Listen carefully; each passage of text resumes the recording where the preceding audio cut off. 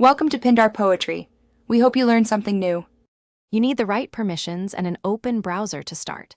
Once signed in, go straight to the repository and pick the branch where the file lives. Make sure you have write or maintain access, otherwise you cannot delete. Now locate the file in the tree and click its name to open the file view. This immediate step prepares the UI for modification, so you don't waste time switching contexts later. Once the file is open, use the Delete This File control. It's usually visible when viewing the file or in the edit mode. You must provide a concise commit message explaining why you removed the file. This creates a clear history. Decide whether to commit directly to the branch or create a new branch for a pull request, and then review the change summary. When the deletion diff looks correct, click Commit Changes to finalize the removal and record it in Git history.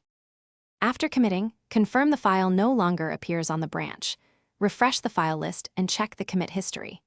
If you created a pull request, make sure it is reviewed and merged to complete removal.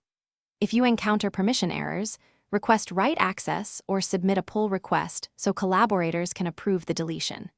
And if you deleted the wrong file, restore it by reverting the deletion commit or using the repository. Thanks for watching. Consider subscribing if we helped you.